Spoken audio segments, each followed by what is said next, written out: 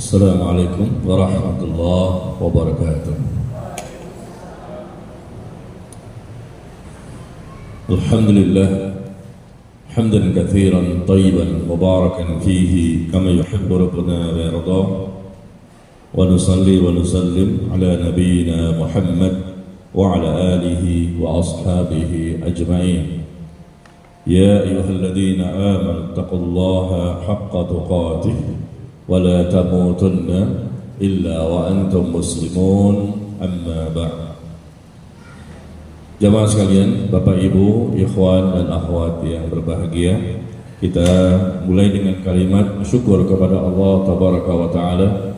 Alhamdulillah, pada pagi hari ini kembali kita bertemu dan melanjutkan kajian kita dari pembahasan hadis arba'in, ya, kitab hadis arba'in yang ditulis oleh Al-Imam Nawawi rahimahullah. Dan di pagi hari ini kita akan masuk kepada hadis yang keempat, Al-Hadithur Rabi', hadis yang keempat, ya, dari kitab hadis arba'in, di mana di kitab hadis arba'in ini tercantum ada 42 hadis. 42 hadis, ya. Dan kita masih jauh perjalanan. Hari ini kita akan masuk kepada hadis yang keempat. Gimana Bapak Ibu, sehat semuanya? Hari ini berpuasa? Alhamdulillah, ya.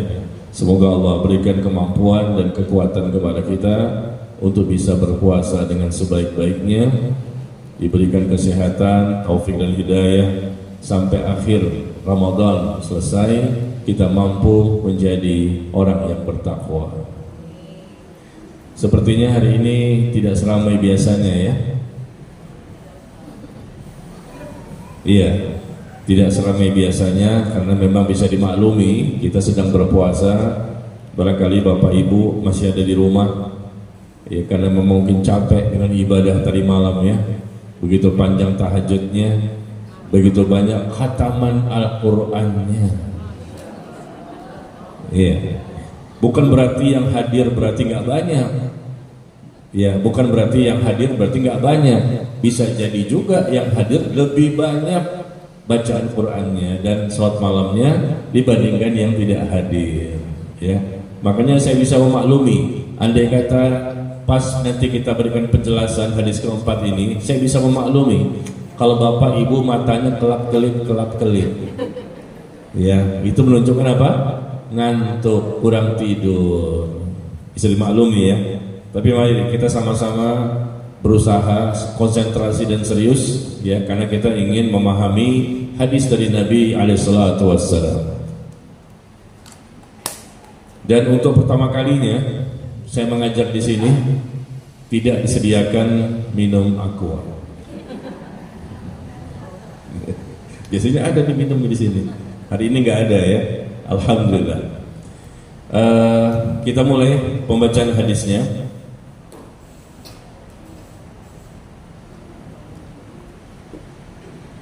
An Abi Abdurrahman Abdullah bin Mas'ud radhiyallahu anhu. Hadis yang keempat ini diriwayatkan oleh sahabat Rasul yang bernama Abdullah bin Mas'ud. Abdullah bin Mas'ud atau disebut dengan Ibnu Mas'ud, ya, dan beliau memiliki kunyah yaitu Abu Abdurrahman, ya, Abu Abdurrahman, namanya Abdullah bin Mas'ud, semoga Allah meridhoinya. Dia mengatakan bahwa haddatsana Rasulullah sallallahu alaihi wasallam wa huwa shadiqul masduq, bahwa telah disampaikan kepada kami, telah diinformasikan kepada kami bahwa beliau yaitu Nabi alaihissalatu wassalam, yaitu di mana beliau orang yang benar dan dibenarkan. Rasul itu as-sadiq wal masduq. Rasul itu orang yang benar dan dibenarkan. Yang benar dalam pandangan Allah dan orang-orang beriman, dan dibenarkan oleh Allah dan orang-orang beriman, bahwa beliau memang betul-betul seorang Nabi Allah, seorang Rasul Allah yang diutus di muka bumi sebagai Nabi yang terakhir untuk umat yang terakhir dengan kitab suci yang terakhir. Ya. as-sadiqul masduq, orang yang benar dan dibenarkan. Nah, jadi Abdullah bin Mas'ud mengatakan telah menceritakan kepada kami, yaitu Nabi SAW yang benar dan dibenarkan, bahwa beliau bersabda, inna ahadakum yujma'u khalquhu fi batni ummihi arba'ina yawman nutfah. Ya. Kata beliau bahwa sesungguhnya setiap kalian dikumpulkan penciptaannya di perut ibunya sebagai setetes mani atau nutfah selama 40 hari. Ini proses penciptaan manusia ya. Semua kita sama, kecuali siapa perbedaannya? Nabi Adam dan Hawa. Proses penciptaan manusia semuanya seperti ini ya, kecuali Nabi Adam dan Hawa, manusia pertama dan manusia kedua, yang memang tidak seperti ini proses awal ya penciptaannya. Nabi mengatakan bahwa sesungguhnya setiap kalian dikumpulkan penciptaannya di dalam perut ibunya sebagai setetes mani nutfah selama 40 hari. Ya, tentunya yang berpengalaman siapa di sini? Ya ibu-ibu ya. Ibu-ibu yang pernah hamil tentunya insya Allah pernah merasakan bagaimana proses demi proses, fase demi fase adanya janin yang ada di rahim. Ya. Dan awalnya 40 hari dengan izin Allah bercampurlah sel sperma ya dengan sel telur dari laki-laki dan perempuan, bercampur dalam satu tempat selama 40 hari masih berupa nutfah, setetes air mani, dikumpulkan di perut seorang wanita. Kemudian apa yang terjadi setelah itu? Tsumma yakunu fi dzalika 'alaqah mithlu dzalik.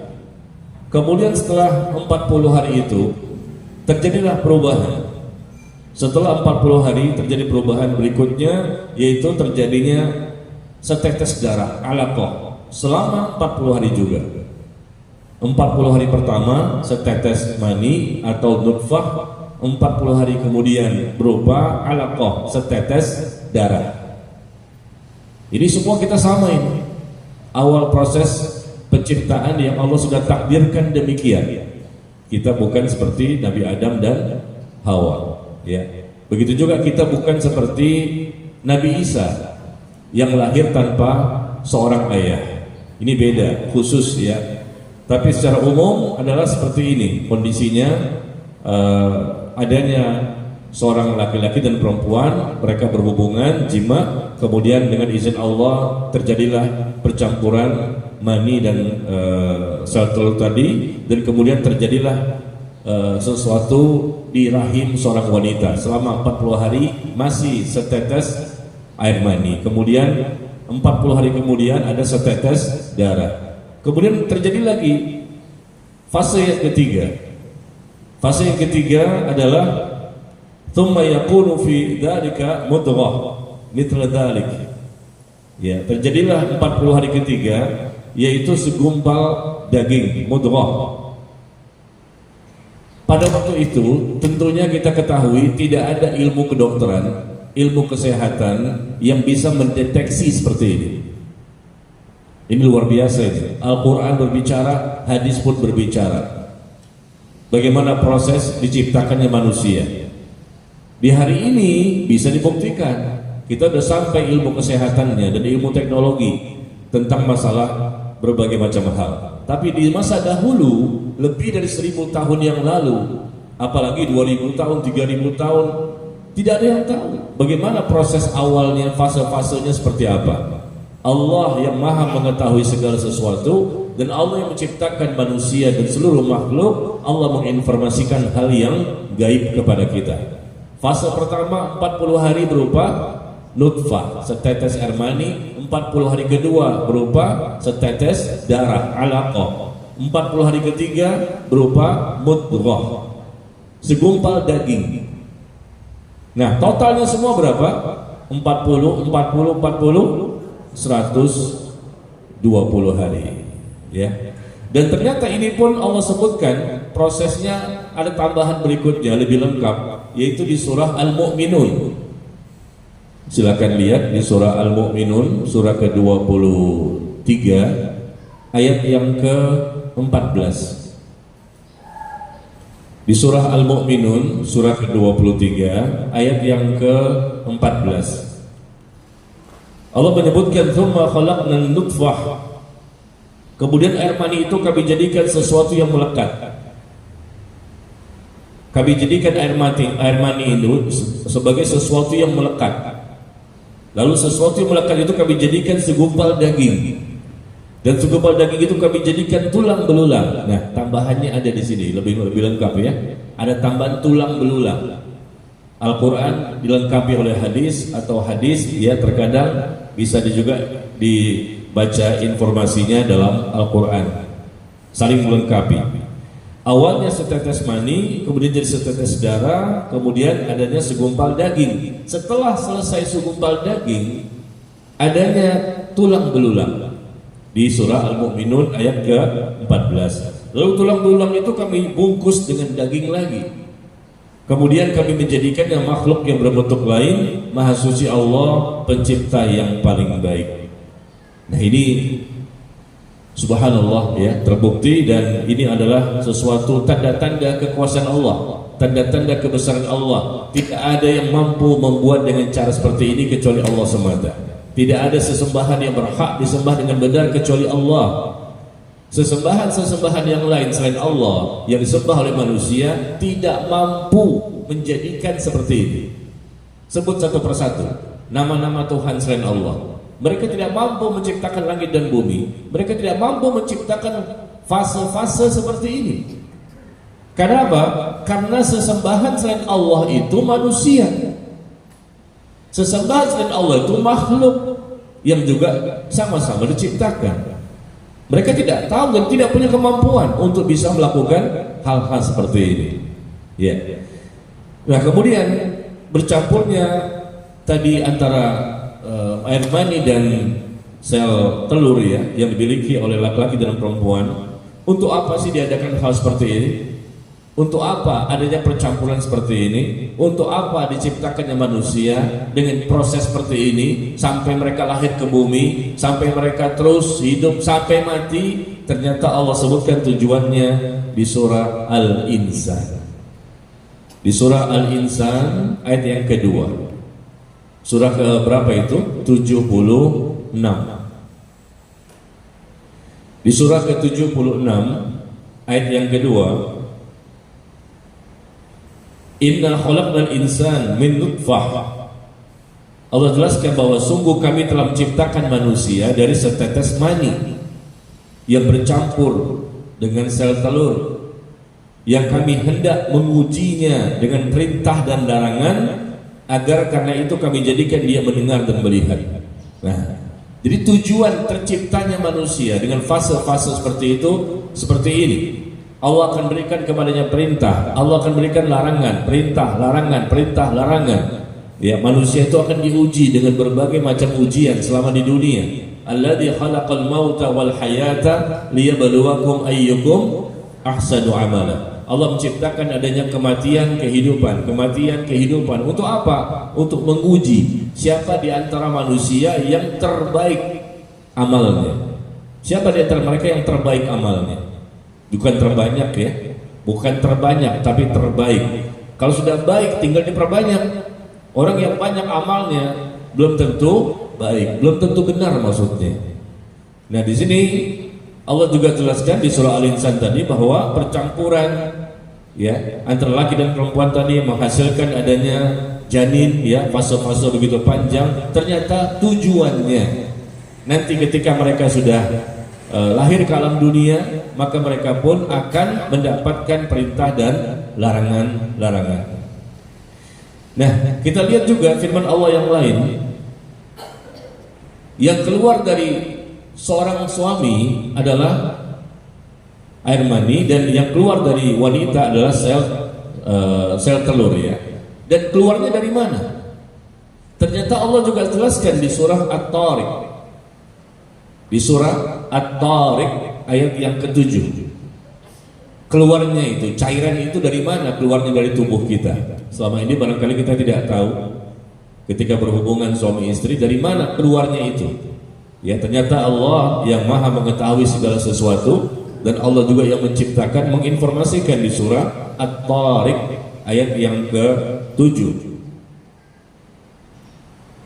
di mana Allah tabaraka wa taala berfirman, yang keluar dari tulang punggung sulbi laki-laki dan tulang dada rusuk perempuan. Jadi cairan itu keluar.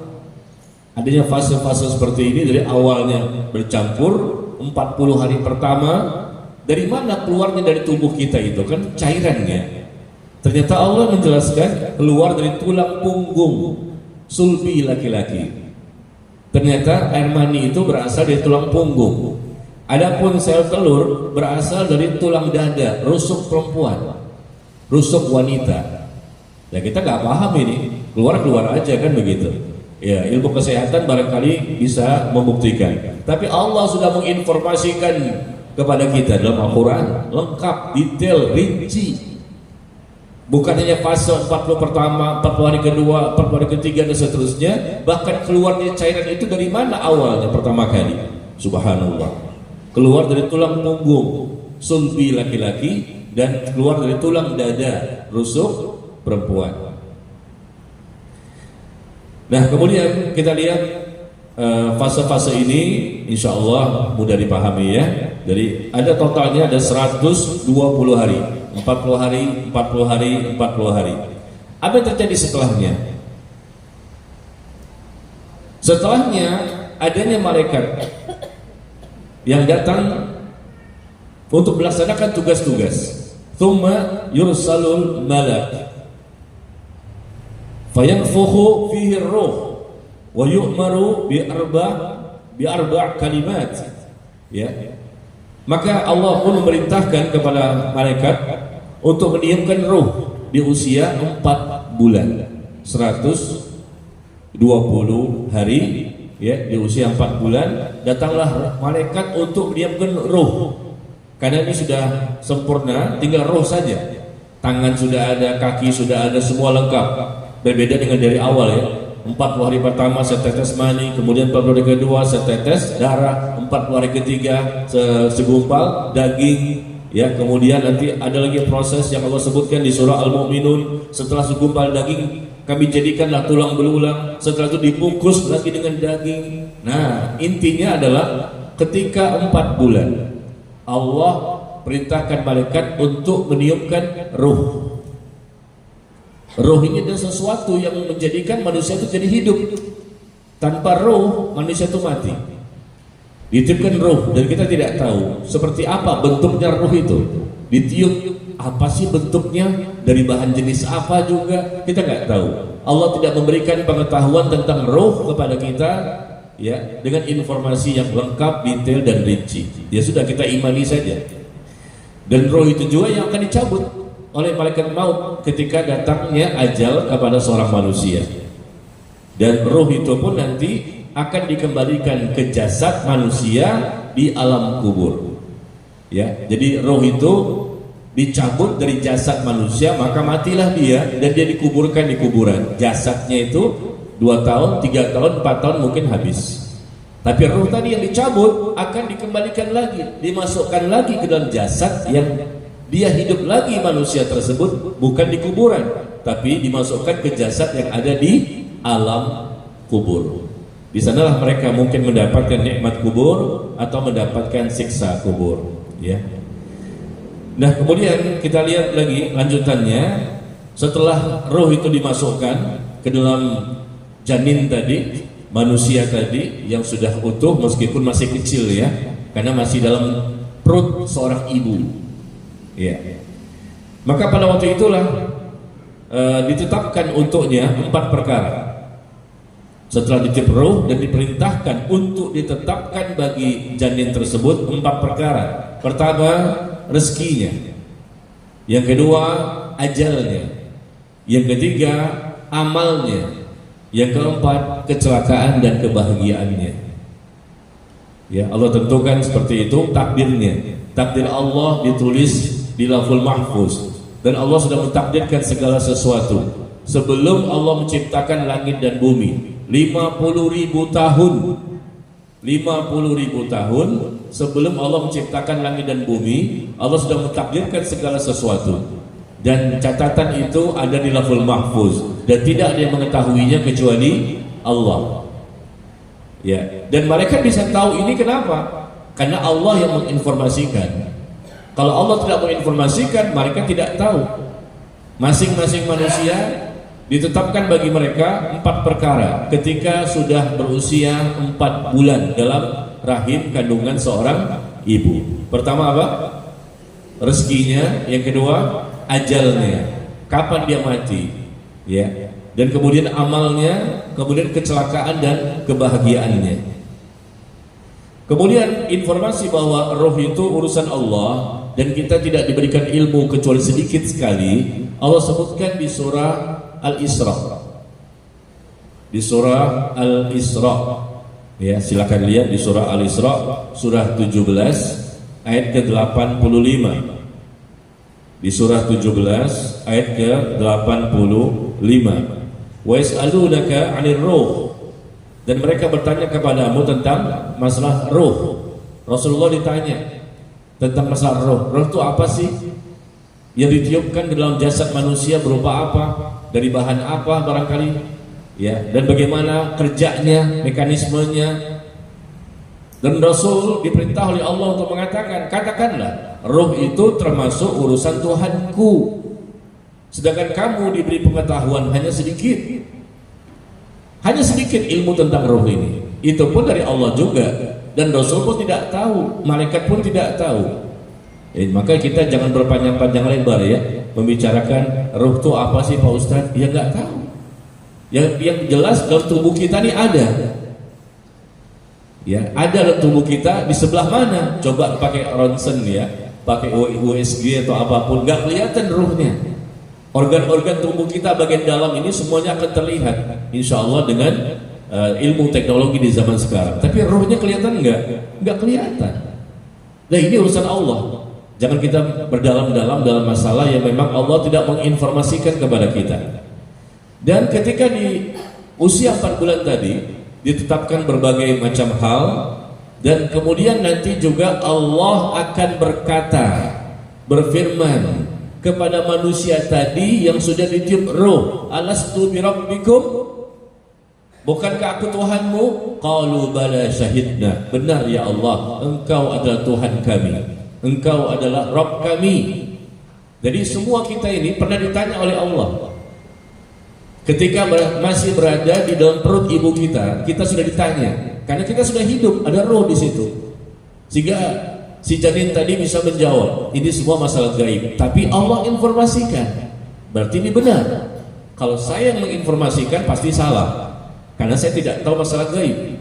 Tapi karena Allah menginformasikan bahwa terjadi jawaban, ya, ada pertanyaan Allah kepada roh, kepada janin, lalu janin itu menjawab, bukankah aku Tuhanmu? Benar ya Allah, engkau Tuhan kami.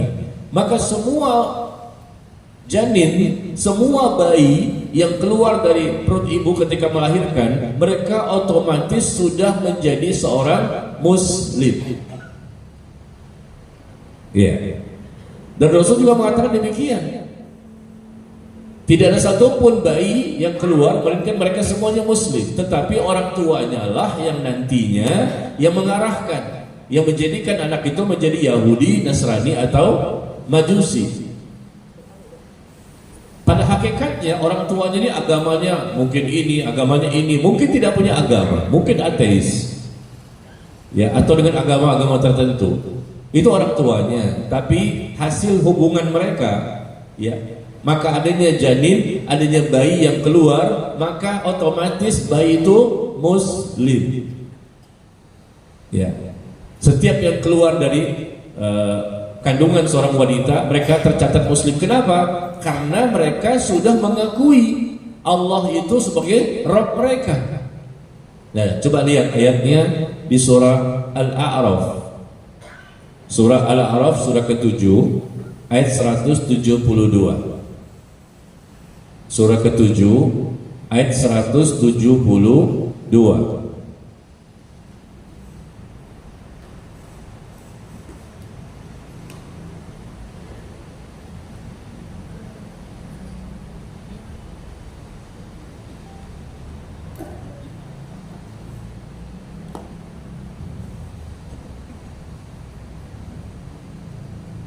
Ya.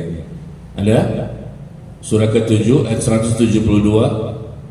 Sepertinya bapak-bapak, ibu-ibu sudah sampai ke sini ayatnya ya. Baru mulai tadi malam baca Quran dari Al-Baqarah, Al-Fatihah sampai Al-A'raf sudah, Masya Allah. Baru 1 hari puasanya. Betul? Saya kan berbaik sangka, nggak boleh kan buruk sangka.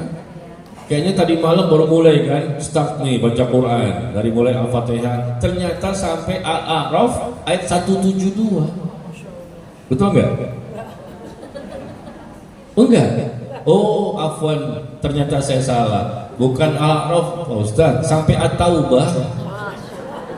Oh, kalau begitu saya minta maaf ya. Saya memperkirakannya salah ya. Sampai At-Taubah surah ke-9. Al-A'raf kan cuma 7 ya. Itu baru 1 hari loh. Berarti hari ini berapa lagi nih? Berarti cepat sekali ya. Berarti sebulan berapa kali khatam, Bu? 30 juz. Berapa kali khatam? Jangan ditanya, itu rahasia kami Pak Ustaz. Kami takut ria. Takut ria ya.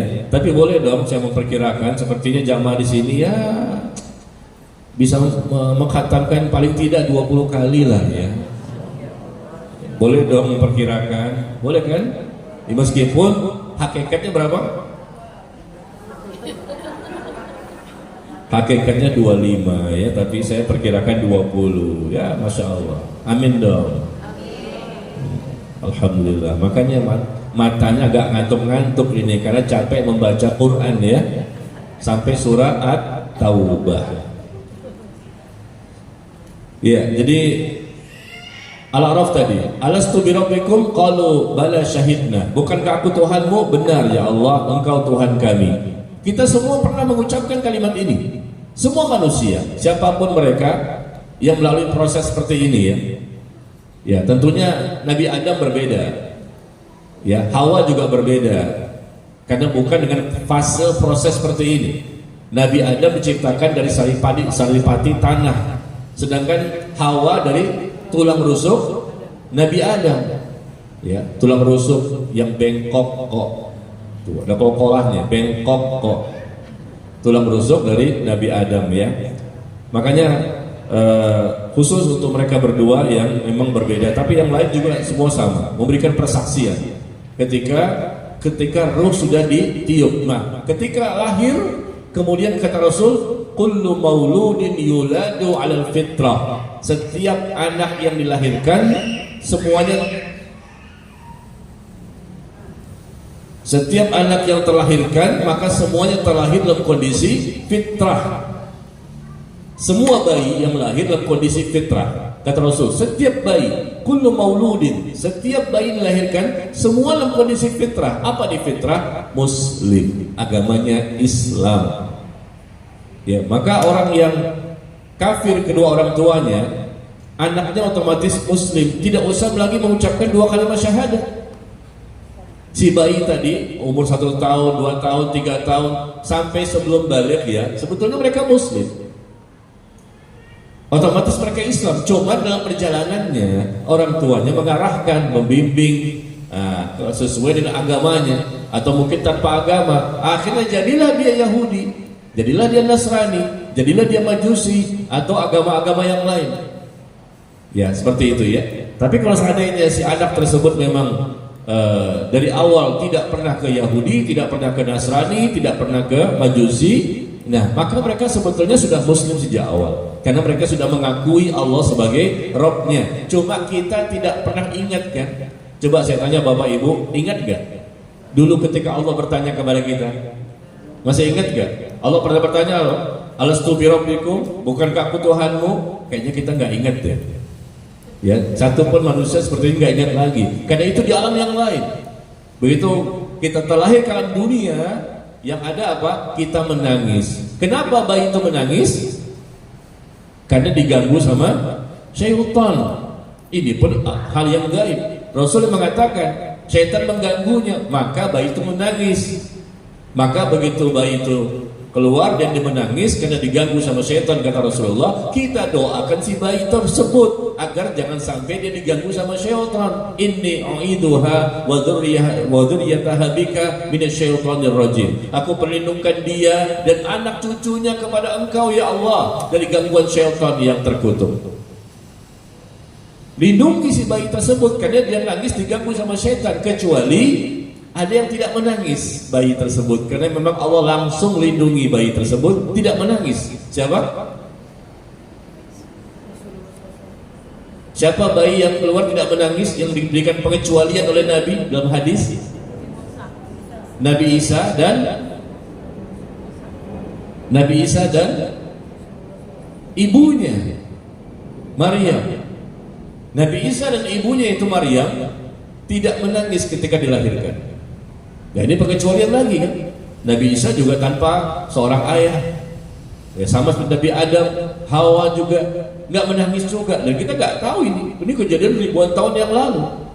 Dan kita nggak mungkin bisa mengetahui semua manusia yang ada di muka bumi. Tapi Rasul menyebutkan dalam hadis yang sahih bahwa setiap manusia itu bayi yang menangis karena diganggu sama syaitan. Ya. Kecuali Nabi Isa dan ibunya yaitu Maryam. Makanya kita disyariatkan untuk mendoakan bayi tersebut ketika keluar agar dia jangan diganggu sama setan. Kita bacakan doa dan doa itu Allah ajarkan dalam Al-Quran. Di mana Bu? Gimana doanya? Aku perlindungkan dia, si bayi tersebut, dan anak cucunya juga masih bayi, baru keluar. Tapi Allah katakan, ini doanya, aku perlindungkan bayi tersebut dan anak cucunya nanti masih bayi, dan doanya untuk masa depan. Aku perlindungkan dia dan anak cucunya nanti kepada Engkau ya Allah dari gangguan syaitan yang terkutuk. Ini sunnah yang jarang diamalkan. Ibu-ibu kan pada waktu melahirkan mungkin udah nggak bisa mikirin begituan ya. Udah darah berhamburan, udah lemes, udah antara hidup dan mati barangkali. Yang mendoakan siapa? Si suaminya. Kan suaminya ada di situ. Ada nggak sih di situ? Ada di sampingnya kan menguatkan ya. Kadang-kadang suami disuruh keluar sama dokter. Bapak tunggu di luar ya. Nanti udah selesai, udah bersih segala macam. Masukin apa? Tempatnya itu Bu? Inkubator ya. Baru dipanggil. Enggak. Jangan mau keluar. Saya pun disuruh keluar tapi saya nggak mau. Kenapa nggak mau keluar Pak? Saya suaminya. Ya tapi ini kan aturan. Iya saya juga punya aturan.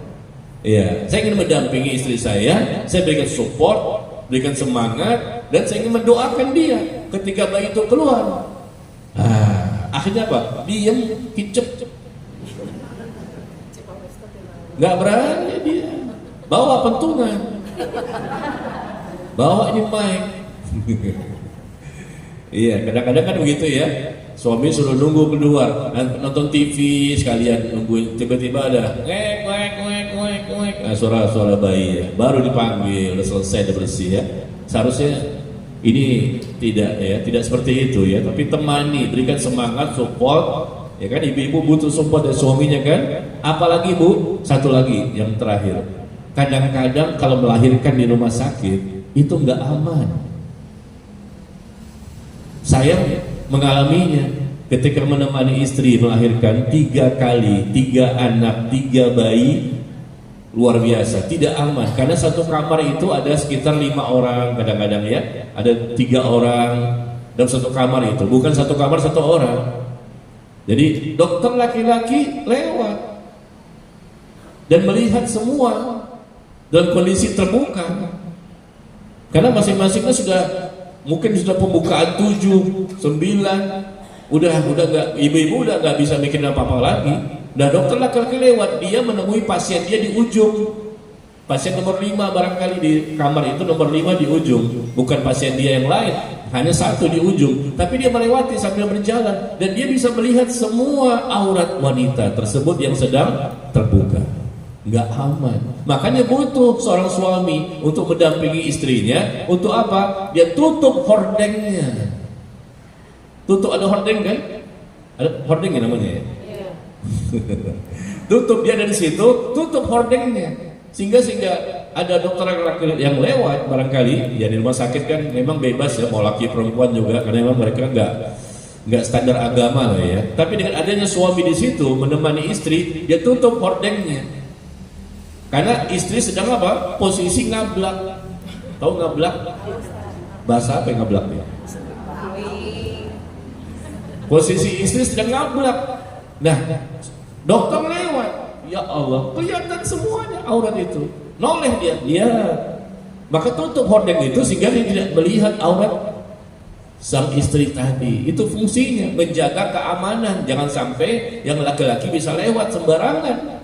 Yang bisa lewat siapa? Dokter-dokter itu, karena yang di pojok sana dokternya ini, pojok sini dokternya ini, kan beda-beda dokter. Dimasukkan di satu ruangan yang sama, 4, 5 atau 3 orang.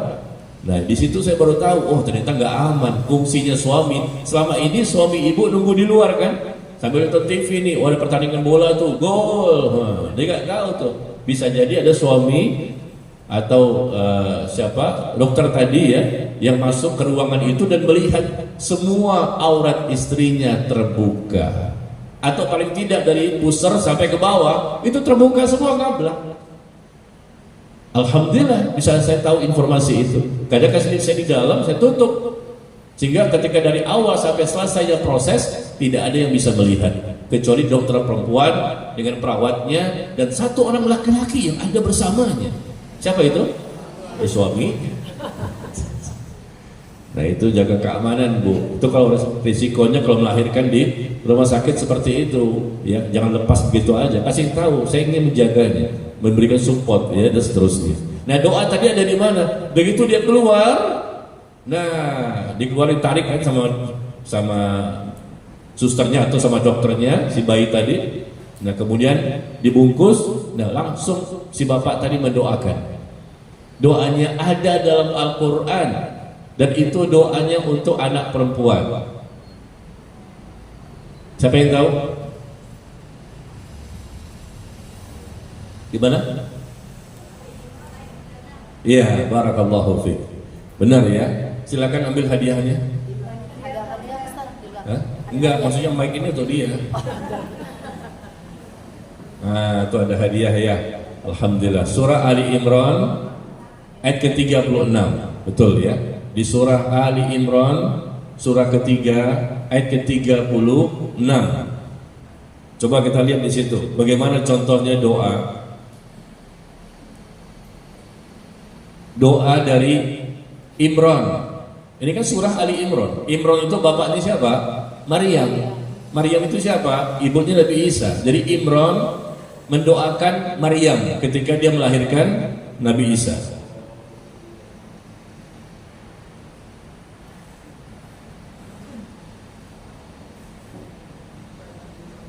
Maka ketika Maryam melahirkan, Imran mendoakan, Inni u'iduha bika wa dzurriyyataha minasyaitonir rajim. Ya, aku mohon perlindungan kepadamu ya Allah untuknya dan anak cucunya dari gangguan syaitan yang terkutuk. Nah ini sunnah Allah cantumkan dalam Al-Quran, kenapa tidak diamalkan? Ini kalau anak perempuan ya pakai ha, inni u'iduha bika wa dzurriyyataha. Tapi kalau anak laki-laki inni u'iduhu. Jadi beda domirnya. Inni u'iduhu bika wa dzurriyyatahu. Tahu ya. Pakai jadi yang ha diganti hu. Kalau perempuan pakai ha. Kalau laki-laki jadi hu. Inni u'iduha bika wa dzurriyyataha minasyaitonir rajim. Si suami tadi atau ya, ini kan bapaknya ya, Maryam. Karena memang Maryam itu enggak punya suami. Nah, bapaknya Imran pada waktu itu melahirkan Nabi Isa, kemudian dia pun mendoakan Nabi Isa. Ya, dan dengan cara seperti ini. Maka coba dihafalkan. Kalau yang perempuan ha, kalau laki-laki hu. Tentunya yang mendoakan adalah si bapaknya atau mungkin suaminya yang ada di situ yang bisa untuk mendoakan si bayi yang baru lahir. Coba saya mau tanya bapak-bapak yang hadir di sini bapak-bapak, pernah gak membaca doa seperti ini? Ketika istri bapak melahirkan, pernah gak baca seperti ini? Kalau ada, saya kasih hadiah. Coba bapak-bapak, kalau memang merasa pernah membaca doa seperti ini ketika lahir anaknya, maka subhanallah berarti dia tahu salah satu sunnah yang kita harusnya lakukan ya. Karena ini penting untuk supaya bayi tersebut terjaga dari gangguan syaitan. Dan dia nangis itu bukti bahwa dia diganggu, kata Nabi. Seperti itu, nangisnya itu bukti bahwa dia diganggu. Yang betul-betul tidak diganggu kata Rasulullah, Maryam dan anaknya itu Nabi Isa alaihissalam. Ya. Atau mungkin ibu-ibu di sini pernah waktu melahirkan baca doa juga seperti ini, mendoakan bayinya. Ada? Kasih hadiah nih? Nggak ada juga. Pada waktu itu ibu ngapain? Hah? Lemes dan merasakan sakit. Iya sakit lah. Saya alhamdulillah bu, sampai hari ini nggak pernah merasakan. Alhamdulillah, insya Allah sampai mati ya, jangan sampai pernah merasakan. Karena saya melihatnya, waduh, luar biasa proses melahirkan itu. Apalagi bu, kalau sudah pembukaan 10, ternyata nggak keluar-keluar juga. Sudah pembukaan 10, akhirnya dokter ngambil gunting, digunting itu. Kemaluannya supaya lebih lebar lagi. Ada yang seperti itu gitu loh. Setelah itu apa? Selesai melahirkan, dijahit lagi. Aduh, ngilu lihatnya. Sakit nggak? Alhamdulillah, itulah untungnya laki-laki kita ya, nggak melahirkan. Makanya kalau sudah anak tuh lahir durhaka kepada ibunya, waduh, ibunya antara hidup dan mati, sakit luar biasa, sakitnya luar biasa. Ya, kemudian dia durhaka, maka jelas Allah pun murka. Ridhonya Allah ada pada ridho orang tua, dan murkanya Allah ada pada murka orang tua. Kata Nabi, ibumu 3 kali, baru bapakmu. Ya bapak juga banyak jasanya, tapi pasti kalah sama seorang ibu. Karena ibu dia mengandung, hamil, yang kedua dia melahirkan, yang ketiga dia menyusui dan merawatnya bertahun-tahun. Lebih banyak jasanya dibandingkan seorang bapak ya. Baik, kita kembali kepada pembahasan hadis. Demikianlah secara singkat ya, yang Rasul sebutkan kepada kita proses penciptaan manusia dari awal, dari cuma hubungan, akhirnya ada air mani dan sel telur tadi, adanya nutfah, kemudian menjadi alaqah, kemudian menjadi mudghah, jadi segumpal daging, adanya tulang pun dibungkus lagi dengan daging, baru ditiup ruh. Ketika ditiup ruh, maka ditetapkan 4 perkara ya. Kemudian juga Allah akan bertanya kepadanya, bukankah aku Tuhanmu? Ya, semua janin tersebut akan mengatakan iya, engkau adalah Tuhan kami. Itu otomatis menjadikan dia taslim, menyerahkan dirinya secara totalitas, mengakui dan meyakini Allah sebagai Rabbnya satu-satunya. Tapi kemudian dibuktikan oleh orang tuanya ketika bayi itu sudah lahir, karena dia kafir, maka anak itu pun diarahkan sesuai dengan agama yang mereka miliki. Ya, kita lanjutkan ya sedikit lagi. Kemudian Rasul sallallahu alaihi wasallam bersabda, "Fawalladzi la ilaha ghairu, inna ahadakum la ya'malu bi'amali ahli jannah." Demi Allah yang tidak ada sesembahan yang berhak disembah selainnya. Rasul bersumpah atas nama Allah. Pada Rasul itu gak usah bersumpah pun kita percaya, as-sadiqul masduq, yang benar dan dibenarkan. Tapi Rasul sampai bersumpah demi Allah yang tidak ada sesembahan yang berhak disembah ya selainnya. Sesungguhnya di antara kalian ada yang melakukan perbuatan ahli surga, melakukan perbuatan orang yang banyak sekali ibadahnya, taat kepada Allah. Ya, dan kemudian sampai-sampai jarak antara dirinya dengan surga tinggal sehasta. Dia ini kelihatannya luar biasa, akidahnya bagus, ibadahnya bagus, akhlaknya mulia, banyak sekali ketaatannya, kebaikannya, dan orang memperkirakan dia ini seperti orang yang jelaslah sebagai ahli surga. Tinggal sehasta lagi, saking dekatnya Jarak dia dengan surga tinggal sehasta, saking dekatnya. Kenapa? Luar biasa ibadahnya, luar biasa ketaatannya. Tapi apa yang terjadi? Tetapi telah ditetapkan baginya ketentuan, dia berubah. Dia melakukan perbuatan ahli neraka, maka masuklah dia ke dalam neraka. Awalnya dia orang yang soleh dan solehah, tapi siapa yang bisa menjamin? Ternyata seseorang itu bisa berubah di akhir-akhir hidupnya atau di pertengahan hidupnya. Meskipun di awalnya luar biasa, tapi ternyata bisa murtad dia. Paginya mukmin, sorenya kafir. Paginya orang yang beriman, paham tentang Islam, sorenya terkena syubhat, sesat dan menyesatkan. Awalnya dia orang yang sangat dekat kepada agama, dekat kepada Allah, mentaati segala macam perintah dan menjauhi semua larangannya. Tapi dalam perjalanannya bisa berubah. Kenapa bisa berubah? Antara dia dengan surga tinggal sehasta, dekat sekali. Ini perumpamaan begitu luar biasanya ibadah yang dia lakukan, tapi ternyata berubah. Takdirnya berubah. Ternyata dia menjadi ahli neraka. Dia mati dalam kondisi menjadi kafir atau mati dalam kondisi termasuk orang munafik. Ya. Tapi sebaliknya kata Rasulullah, sesungguhnya di antara kalian ada juga yang awalnya melakukan perbuatan ahli neraka. Dosa apapun dia lakukan. Tidak ada satupun dosa yang tertinggal. Dosa ini macam-macam dilakukan ya. Hingga jarak antara dirinya dengan neraka tinggal sehasta. Tinggal sehasta artinya apa?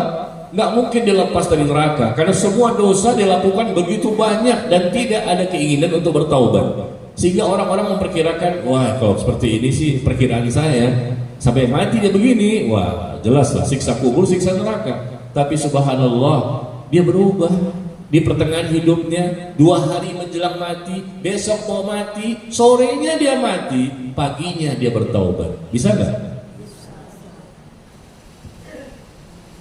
Paginya dia bertobat dengan taubat nasuha, betul-betul bertobat, dia menangis, dia menyesal, dia minta ampun, Allah terima taubatnya. Bisa enggak? Bisa. Meskipun sudah 70 tahun bergelimang dalam dosa dan maksiat, tiba-tiba bertaubat dan taubatnya benar, Allah terima. 1 jam kemudian dicabut nyawanya. Ya sudah, tanpa punya dosa sedikit pun. Mau enggak seperti itu? Kita jangan coba-coba mencontoh seperti ini ya. Lakukan aja lah semua dosa. Nanti 1 jam sebelum datang malaikat maut, baru saya bertobat. Emang kita tahu datangnya malaikat maut kapan? Ada janjian gitu? Ada video call?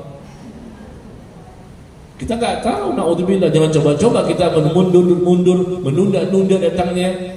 Ya, usaha untuk bertobat. Jadi sini ternyata awalnya dia menjadi orang yang banyak melakukan perbuatan-perbuatan yang bisa menjerumuskan dia kepada neraka. Kemudian ternyata berubah takdirnya, padahal dia dengan neraka itu tinggal sehasta ya. Dia berubah menjadi orang yang baik, dia mendapatkan hidayah, dia mendapatkan taufik, dia mendapatkan berbagai macam nikmat dari Allah yang akhirnya dia berubah menjadi ahli surga. Dan dia pun mati dalam kondisi seperti itu. Dan pasti ada sebabnya. Allah itu tidak pernah zalim. Allah itu adil, selalu adil. Kenapa bisa berubah seperti ini? Pasti ada sebabnya. Yang awalnya dekat kepada Allah, ujung-ujungnya murtad, kafir, munafik, fasik, zalim, siksa kubur. Awalnya ada orang yang mendekat kepada Allah, mengikuti sunnah bahkan, masya Allah, pemahamannya, cara beragamanya benar, tapi tidak ada kepastian. Semuanya dalam kondisi misteri. Jangankan di akhirat kita nggak tahu bagaimana kondisi kita kan, di dunia saja kita nggak tahu. Sampai mati apakah masih seperti ini? Saya dan ibu-ibu, bapak-bapak, apakah masih seperti ini iman kita? Apakah masih seperti amal kita? Kita nggak tahu. Iman kadang naik, kadang turun. Ada orang yang awalnya baik kemudian berubah, dan perubahan itu beda-beda masing-masing orang ya.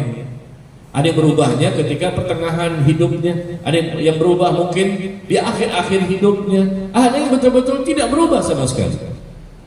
Itulah terjadi karena dia sendiri memang tidak ada usaha, tidak ada ikhtiar, tidak ada doa, tidak ada upaya untuk bisa menggapai hidayah dan taufik. Gak ada upaya. Ya Allah biarkan takdir berjalan. Yang ditulis tadi oleh malaikat kan ketika di usia 4 bulan dalam kandungan. celakanya, bahagianya, ajalnya, bagaimana rezekinya, ya, semua sudah ditetapkan. Tapi kita tahu Allah mampu dan maha berkuasa untuk merubah takdir. Takdir itu bisa berubah dengan sebab doa. Tidak ada yang bisa merubah takdir kecuali doa. Dan Allah menyebutkan dalam Al-Quran bahwa yamhullahu ma yasha wa yuthbit.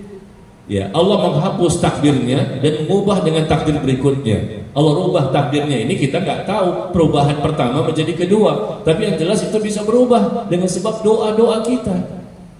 Semua catatan itu ada di Lauhul Mahfuz, perubahannya pun sudah tercatat juga. Coba ibu bapak lihat di surah Ar-Ra'd, surah 13 ayat yang ke-39.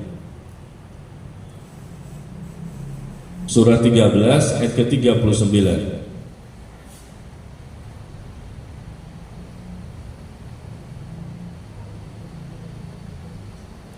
Ya, di situ Allah menyebutkan yamhullahu ma yasha wa yuthbit. Ya, 13:39. Allah menghapus ketetapannya yang pertama dan menetapkan ketetapan yang kedua. Perubahan takdir itu bisa saja terjadi jika Allah berkehendak. Ya, jika tidak ada perubahan ya sudah terjadilah ya yang ditakdirkan yang di awal pertama kali. Jadi intinya adalah di hadis yang lain ya, untuk menjelaskan hadis ini, di hadis lain disebutkan bahwa ada seseorang yang melakukan amalan penghuni surga hingga terlihat oleh manusia menjadi penghuninya, padahal ia termasuk penghuni neraka. Jadi manusia rupanya yang memperkirakan. Awalnya Masya Allah ke masjid subuh sampai isya, ya, dia baca Quran, dia berzikir, dia bersedekah, dia berpuasa Ramadan, bangun malam, sholat tarawih, tahajud, segala macam, ya, banyak sekali amalnya. Manusia memperkirakan dia orang yang menjadi penghuni surga, tapi ternyata kata Rasul, ternyata dia penghuni neraka.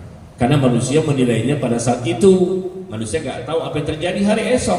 Jangankan nanti pas kematian, barangkali masih 20 tahun lagi dia mati barangkali. Besok saja, nanti sore saja, manusia nggak tahu tentang dirinya maupun orang lain. Wa ma tadri nafsum madza taksibu ghadan, wa ma tadri nafsum bi ayyi ardin tamut. Tidak satupun orang yang tahu di mana dia mati, kapan dia mati, dan bagaimana kondisi matinya, sebabnya apa, nggak ada yang tahu. Tidak satupun orang yang tahu apa yang terjadi hari esok secara pasti. Coba ayat yang saya bacakan ini ada di mana, Bu, Bapak? Mana hadiahnya, ada lagi nggak sih? Ada. Banyak ya? Banyak. Ada kunci mobilnya situ? Enggak. Nah, tuh ada hadiah lagi tuh. Open Google. Bapak Ibu cepat-cepatan, ayo. Di mana ayat yang saya bacakan tadi? Bahwa seseorang tidak akan mengetahui secara pasti apa yang terjadi hari esok, dan orang pun nggak tahu di mana dia mati, di bumi mana dia mati, kapan dia mati, sebabnya apa dia mati. Ayo, cepat-cepatan.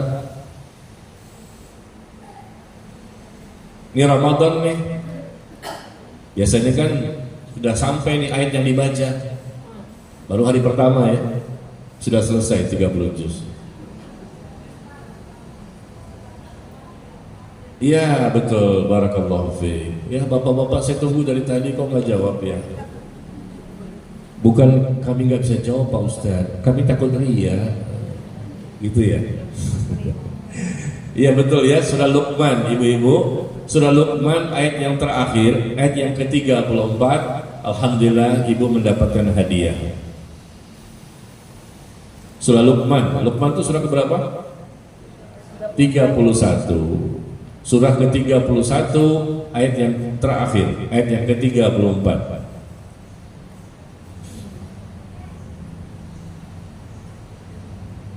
Nah, terakhir penjelasan kita sebelum kita buka sesi tanya jawab. Ini terakhir ya, tambahan. Ada ucapan dari Sa'id bin Jubair rahimahullah, seorang ulama besar di zaman tabi'in. Beliau murid dari Abdullah bin Abbas radhiyallahu anhuma. Sa'id bin Jubair ini, Bu, beliau kalau sholat malam mungkin banyakkan ibu rakaatnya. Ibu kan tarawih berapa rakaat? 11 rakaat. Sa'id bin Jubair ini kalau sholat malam hanya 2 rakaat, tapi selesai 30 juz. Mirip-mirip ibu-ibu nggak sih? Mirip-mirip gak tadi malam kita? Kita 11 rakaat, mungkin 10, mungkin 9. Ini cuma 2, sampai selesai 2 rakaat 30 juz. Begitu juga Utsman bin Affan, begitu juga sahabat Tabib Ad-Dari. Ya, nah di sini dengarkan perkataan Sa'id bin Jubair rahimahullah. Beliau mengatakan, innal abda, sesungguhnya ada seorang hamba di mana dia telah beramal kebaikan. Banyak sekali amal kebaikan kata beliau, ya, dia lakukan, tetapi justru dia masuk ke neraka. Amal kebaikan banyak, tapi dia masuk neraka. Ini sesuai dengan hadis tadi yang kita baca. Kok bisa begitu? Amal kebaikan banyak, kata Rasulullah menggambarkan tadi dengan sahasta sebetulnya dia dianggap sebagai orang yang akan mendiami surga. Tapi ternyata kata Sa'id bin Jubair, orang ini banyak melakukan ibadah, amal kebaikan, ketaatan, justru dia masuk neraka. Tapi sebaliknya, ada seorang hamba yang beramal kejelekan, tapi dia masuk surga. Dia melakukan berbagai macam bentuk dosa, tapi dia masuk surga ujung-ujungnya. Apa sebabnya? Kata beliau, yang beramal kebaikan dia merasa ujub. Nah, di sini sebabnya ternyata. Dia merasa ujub, berbangga-bangga dengan amal yang dia telah lakukan. Sebetulnya dengan amal tersebut jelas insya Allah peluang yang sangat besar masuk surga. Tapi ternyata dia ujub. Akhirnya dengan ujub itu berbangga-bangga mengakibatkan dia dimasukkan ke neraka. Berarti tidak ada manfaat karena tidak ikhlas karena Allah. Berbangga-bangga dengan dirinya, menyombongkan dirinya, yang gak ikhlas berarti sia-sia semua amal. Sebaliknya kata beliau, ada orang yang beramal kejelekan, amal dosa, kejahatan, keburukan, kesesatan dan seterusnya. Ternyata dengan amal kejelekan dan kejahatan itu menumbuhkan rasa takut dia kepada Allah. Dia takut mendapatkan ancaman, dia takut mendapatkan siksaan. Justru dengan dosa-dosa itu menimbulkan dia semakin takut kepada Allah. Meskipun dia lakukan tapi takut juga, dia lakukan lagi tapi takut juga. Lama-lama betul-betul dia meninggalkan secara totalitas karena dia bertobat kepada Allah sehingga akhirnya menjadikan dia masuk ke dalam surga. Makanya ada istilah masuk surga karena dosa dan masuk neraka karena amal soleh. Itu istilahnya, masuk neraka karena amal soleh. Kok bisa masuk neraka karena amal soleh? Karena amalnya soleh, tapi kemudian dia ujub, akhirnya nggak bermanfaat. Masuk surga karena dosa. Kok bisa masuk surga akibat dari dosa-dosa? Karena setelah dia berbuat dosa, ternyata dia bertaubat. Dan dengan taubat nasuha, akhirnya dia semakin baik, akhirnya menyebabkan dia masuk ke dalam surga. Nah inilah maksudnya. Untuk kita bisa menjelaskan maksud dari hadis ini ya, ternyata ada perkataan-perkataan dari para ulama yang lain supaya kita memahami bahwa yang salah itu manusianya, bukan Allah. Allah tidak mungkin zalim, Allah itu maha sempurna, Allah tidak pernah salah, dan Allah pun gak ditanya tentang apa yang Allah lakukan karena pasti baik semua. Tapi kita yang ditanya tentang apa yang kita kerjakan. Jangan bertanya kenapa begini ya Allah, kenapa begini ya Allah, kenapa engkau, jangan. Karena semuanya pasti baik. Allah itu bukan sempurna, tapi maha sempurna, maha segala-galanya. Manusia tidak ada satupun yang sempurna. Manusia ini penuh dengan dosa dan kesalahan, tapi Allah bukakan pintu-pintu taubat kepada mereka dan Allah akan mengampuni segala kesalahan mereka. Nah coba sekarang saya tanya Bapak Ibu, masih adakah hadiahnya? Nah, di mana posisi ayat? Saya tanyanya ayat aja, karena kan saya pikir dah khatam kan. Saya tanyanya ayat aja. Di mana Allah menjelaskan la yus'al amma yaf'al wa hum yus'alun. Ya, Allah tidak ditanya tentang apa yang Allah kerjakan, tapi manusia yang akan ditanya tentang apa yang dia lakukan. Nah, ayat itu.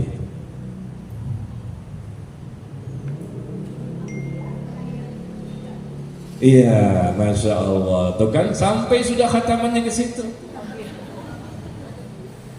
Udah sampai di situ khatamannya, bacaannya. Surah Al-Anbiya, surah ke-21, ayat yang ke-23. 30. Akhwat mengalahkan ikhwan. 3-0. Alhamdulillah. Surah Al-Anbiya surah ke-21 ayat ke-23. La yus'al amma yaf'al wa hum yus'alun. Allah tidak ditanya tentang apa yang Allah kerjakan, tetapi manusia lah yang akan ditanya tentang apa yang mereka lakukan. Manusia ditanya, bukan Allah. Siapa yang menanyakan Allah? Allah semua perbuatannya baik kok, adil semua, sempurna semua, ya. Jadi tidak perlu dipertanyakan. Tapi manusia yang banyak sekali kesalahannya dan mereka akan dihisab nanti pada hari kiamat. Ya, jadi seperti itu ya kurang lebih. Barangkali kita masuk sesi tanya jawab. Ada yang mau bertanya, silakan kertasnya dikumpulkan. Kita maksimalkan sampai jam 11. Barangkali sesuai dengan materi kita, atau barangkali pertanyaan-pertanyaan berkaitan dengan ibadah Ramadan kita. Silakan Bapak Ibu, kertasnya dibawa ke depan.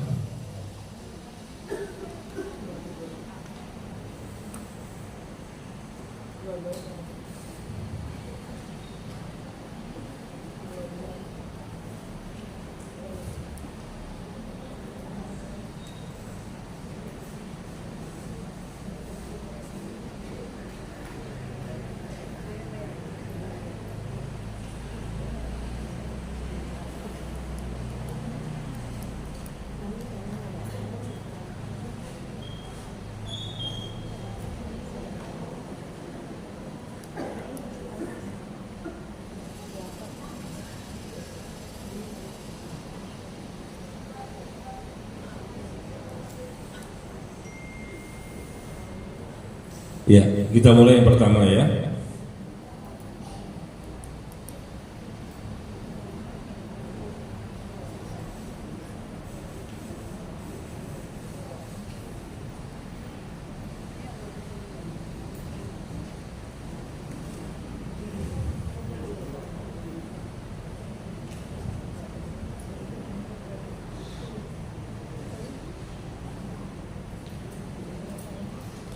Yang pertama, apakah sholat tahajud dan sholat hajat boleh dilakukan pada malam bulan Ramadan? Apakah sholat tahajud dan sholat hajat boleh dilakukan pada malam bulan Ramadan? Ya boleh. Ya, sholat malam itu bahasa Indonesianya sholat malam, bahasa Arabnya qiyamul lail. Ya. Dan sholat tahajud itu adalah sholat malam yang dilakukan setelah bangun dari tidur. Istilahnya saja, bangun dari tidur, sholat di waktu malam, namanya istilahnya tahajud. Tapi ada istilah yang lain. Sholat malam di bulan Ramadan namanya tarawih. Ya, istilah untuk sholat malam di bulan Ramadan. Sama saja, sholat malam qiyamul lail, tahajud juga itu adalah sholat malam juga, cuman dilakukan setelah bangun dari tidur ya. Jadi boleh kita melakukan sholat tahajud, sholat hajat, istikharah, sholat taubat misalnya, atau sholat secara mutlak saja. Pokoknya pengen sholat saja, memperbanyak ibadah, 2 rakaat salam, 2 rakaat salam, 2 rakaat salam, silahkan ya. Setelah kita selesai sholat tarawih di awal malam, 11 rakaat, ingin lanjutkan di rumah, barangkali tidur, istirahat, malamnya bangun, silahkan. Tapi jangan lagi witir. Witir cuma sekali. Artinya kalau kita di awal malam sudah 11 rakaat, berarti kan plus witir kan? 8 tarawih, 3 witir. Nah witir berarti kita kalau bangun lagi malam, sholat tahajud dan lain-lain, cukup 2 rakaat salam, 2 rakaat salam, 2 rakaat salam, dan tidak ada witir. Witir itu artinya jumlah rakaatnya ganjil, 1, 3, 5, 7, 9 atau 11 misalnya. Enggak boleh lagi ganjil, karena ganjil itu sudah kita lakukan di awal malam. Kata Rasulullah, la witra di fil lailah. Tidak ada 2 witir dalam 1 malam.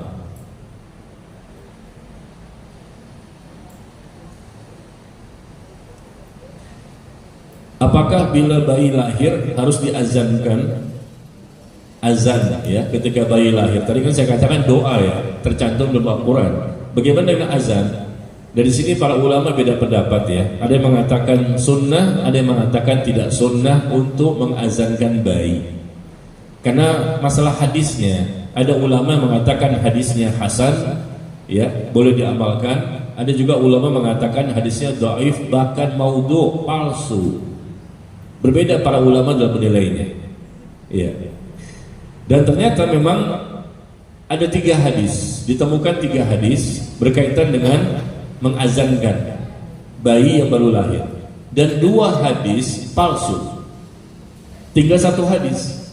Nah, 1 hadis ini menjadi perbedaan para ulama. Yang satu menghasankan, yang satu mendoifkan. Ya.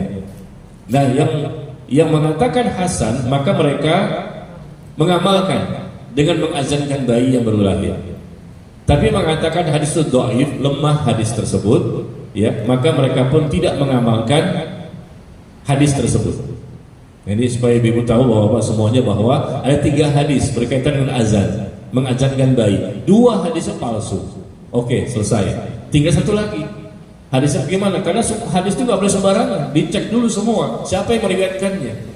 Bukan sekedar Rasul bersabda. Lihat, tanya kepada para ulama atau baca tulisan-tulisan mereka, bagaimana komentar mereka yang ahli dalam masalah hadis. Orang yang meriwayatkan itu diteliti, siapa dia, di mana dia, dengan siapa gurunya, bagaimana akhlaknya, bagaimana ibadahnya. Ada bukunya, biografi para rawi. Orang yang meriwayatkan dari A ke B, B, C, C ke D, D ke E, sampai ke Rasulullah. Mata rantainya itu, sanadnya itu, semua dicek siapa mereka. Ya bukan seuzon, karena dikhawatirkan ada di antara mereka yang sengaja berdusta atas nama Rasulullah.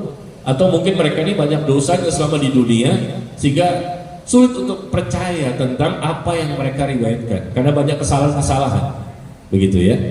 Nah, ternyata yang 1 hadis tadi yang tersisa, disitulah beda pendapat para ulama. Ada yang mengatakan hadisnya derajatnya hasan, ada juga mengatakan hadisnya dhaif. Ya, di mana masalahnya? Ada rawi yang bernama Asim bin Ubaidillah.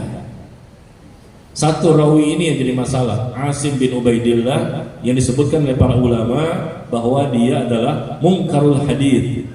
Ya, tidak bisa diyakini bahwa dia orang yang benar dalam meriwayatkan hadis tersebut. Banyak komentar-komentar miring dari para ulama tentang beliau. Siapa namanya? Yaitu Asim bin Ubaidillah. Dan saya pribadi, boleh saja kan memilih ya. Mungkin ada ustaz lain memilih yang hadisnya hasan, tapi saya memilih hadisnya dhaif. Sehingga saya tidak mengamalkannya, tidak mengazankan bayi yang baru lahir.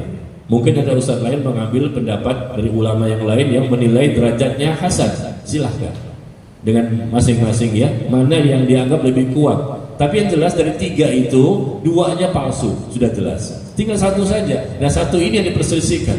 Ternyata yang saya nilai, saya lihat dari penjelasan para ulama tentunya adalah dhaif, lemah. Karena ada orang bernama Asim bin Ubaidillah tadi yang dikatakan oleh para ulama banyak kritikan-kritikan tentang orang tersebut, sehingga kita pun tidak bisa meyakini bahwa ini betul-betul berasal hadisnya dari Nabi Sallallahu Alaihi Wasallam. Ya, seperti itu ya. Makanya 3 anak saya pun saya tidak mengazani mereka, hanya cukup mendoakan saja sebagaimana surah Ali Imran ya. Dan kita boleh menambah dengan doa-doa yang lain. Ya, bebas kan? Karena ini bayi baru lahir, tentunya kita berharap dia menjadi anak yang begini, anak begini. Silakan, doa itu bebas. Insya Allah bisa diamalkan.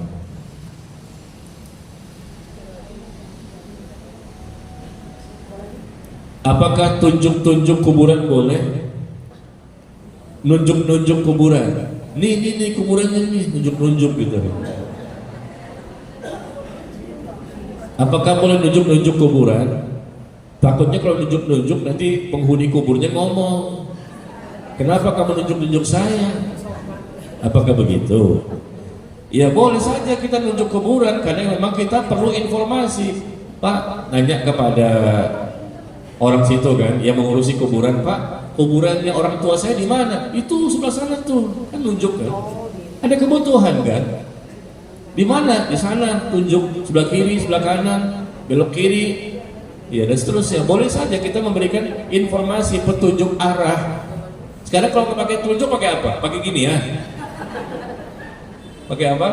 Sikut. Kan nggak mungkin pakai sikut, pakai kaki, kan nggak mungkin. Pakai jari tunjuk, nggak masalah ya. Kita bukan ingin menistakan, menghina penghuni kubur, naudzubillah, tapi sekedar biasanya menginformasikan saja di mana posisi kuburannya. Apakah boleh meludah menghadap kiblat? Ludah menghadap kiblat posisinya ini ketika sholat atau di luar sholat. Kalau di dalam sholat nggak boleh, hukumnya haram dan mendapatkan balasan keburukan nanti di padang mahsyar. Meludah saat kita sholat ya, menghadap kiblat, meludahnya ke kiblat nggak boleh. Kalau meludah ke sebelah kiri, kalau kita sholat di luar, Rasul menganjurkan ludah sebelah kiri, ya sebelah kiri kaki kita. Karena kita sholat di luar, mungkin di halaman, mungkin di rumput-rumputan ya. Tapi kalau di masjid, kita ludah sebelah kiri kena karpet. Ya, karpet jadi bau, jadi kotor. Maka bagaimana? Ditelan aja ludah itu. Atau pakai tisu, pakai sarung sapu tangan ya. Barangkali kita punya ada tisu sapu tangan ya, kita taruh, kita tutup, lalu kita masukkan ke dalam baju kita. Caranya seperti itu ya. Bagaimana hukumnya mimpi gigi copot dan mimpi gali tanah dalam rumah? Ada yang bilang itu pertanda tidak baik. Mimpi giginya copot, yang nyopotin siapa? Dokter. Oh mungkin ada pas ke dokter kali yang nyopotin dokter ya. Hukumnya gigi copot dan gali tanah dalam rumah. Ada yang bilang pertanda tidak baik, nggak boleh seperti itu ya. Jangan kita mengada-ngada suatu mimpi yang tidak jelas sumbernya, lalu kita tatayur. Tatayur itu dosa syirik kecil. Apa itu? Menganggap bahwa sesuatu yang kita rasakan, sesuatu yang kita lihat, sesuatu yang kita dengar, lalu kita sandarkan kayaknya apes nih, kayaknya sial nih. Nggak boleh, kan nggak ada keterangan dari Allah dan Rasul.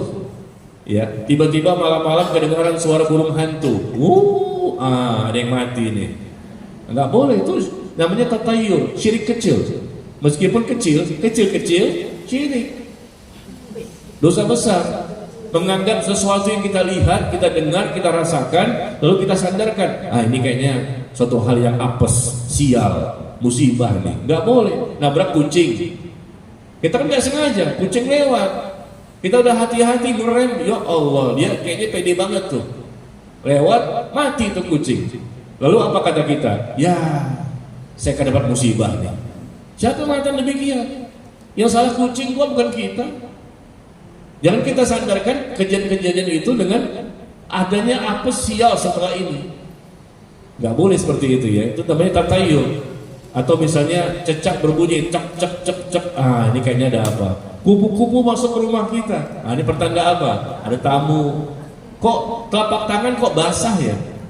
Kayaknya sebentar lagi ada yang ngasih duit. Macam-macam. Ya. Nggak boleh seperti itu ya.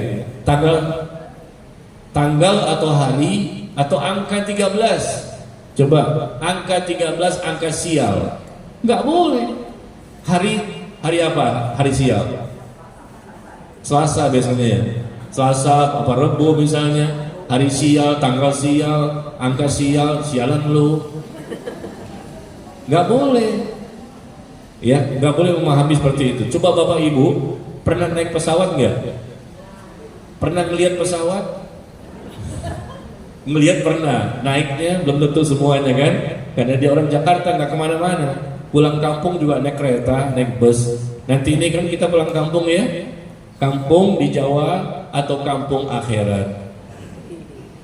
Ya kan? Lebaran nanti pulang kampung kan? Ibu pulang kampung ke mana nanti? Pulang kampung ke Jawa atau pulang kampung ke akhirat? Habis lebaran? Iya. Jadi seperti itu ya. Tidak boleh kita menyandarkan sesuatu atas apa yang kita rasakan, kita lihat atau kita dengar. Angka 13. Di pesawat tidak ada tempat duduk nomor 13. Pesawat apapun. Karena kalau nomor 13 itu sial. Dikhawatirkan pesawat jatuh, pesawat terbakar, pesawat mengalami musibah. Coba maskapai apapun pesawatnya tidak ada tempat duduk angka 13. Mau Garuda, mau Lion, mau apa namanya, tidak ada angka 13.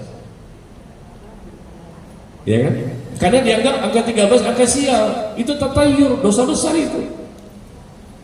Dan yang membuatkan orang kafir. Dan mereka meyakini angka 13 itu angka sial atau neklif. Neklif ini yang membuatnya etnis tertentu. Lif ini nggak ada angka 4. Angka 4 nggak ada, 3, 3A, 3B. Angka 4 nggak ada, langsung 5. 8 nggak ada, kelipatan 4 nggak ada. Karena mereka memahami etnis ini yang membuat tempat mungkin rumah sakit, ya mungkin apa yang lain-lain. Mereka memahami kalau nomor 4 itu angka sial. Nah itu tatayur namanya. Ya, maka jangan sikap seperti itu. Sebagaimana mimpi tadi, gigi copot lah, menggali tanah dalam rumah, lalu disandarkan bahwa nanti akan berakibat apes. Kalau beli rumah jangan tusuk sate. Apa namanya itu? Feng Shui. Feng Shui. Beli rumah jangan tusuk sate, nanti apes. Ya, jangan tusuk sate. Jadi gimana? Ya seperti daging kambing aja, jangan tusukannya.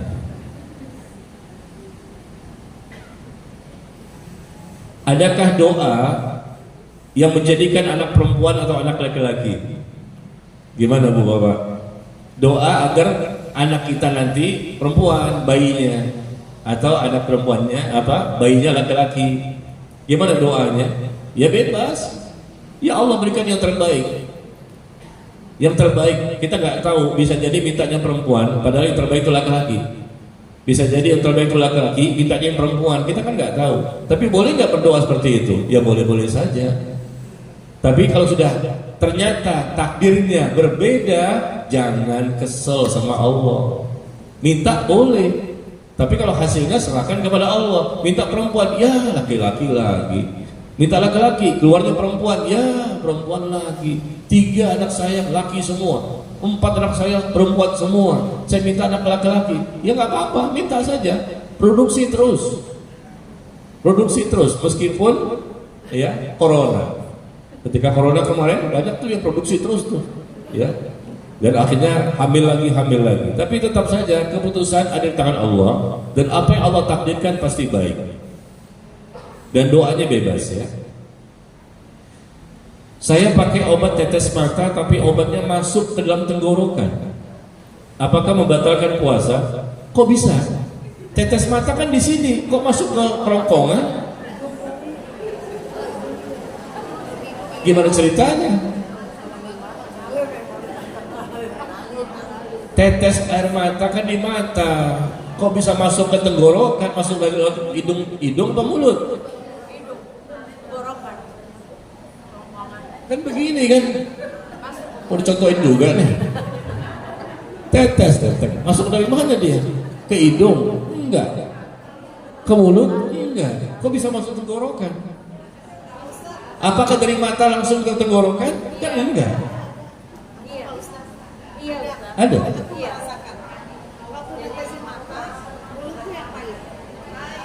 Oh, jadi tetesan tadi di mata tiba-tiba masuk ke mulut. Kau merasakan itu pahit? Iya. Intinya adalah kita bukan unsur kesengajaan kan. Yang bakal itu kalau kita masukkan sesuatu ke mulut kita lewatlah tenggorokan dan kerongkongan, itu batal. Ini kan bukan suatu kesengajaan, tetesnya di mata tapi berasanya di kerongkongan ada sesuatu deh. Tapi sebetulnya nggak nyambung juga sih. Tapi coba mungkin perasaan aja sih, main baper gitu loh, bawa perasaan. Yang diteteskan mata tapi berasanya lewat di kerongkongan, padahal jalannya nggak ada tuh. Tapi kalau pun andai kata ya tiba-tiba merasakan pahit atau apa ya, maka itu tidak membatalkan puasa ya, karena memang bukan masuk dari mulut ya untuk sengaja makan atau minum ya. Tetes air mata tetes mata atau tetes hidung, tetes telinga, semuanya kan untuk dalam rangka berobat ya, tidak membatalkan puasa.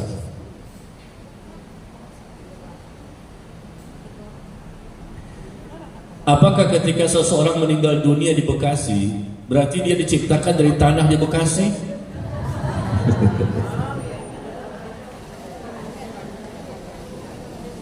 Memang ada hadisnya demikian. Allah ciptakan dia ya dari tanah tersebut, ya kemudian nanti dia pun akan kembali ke tanah itu.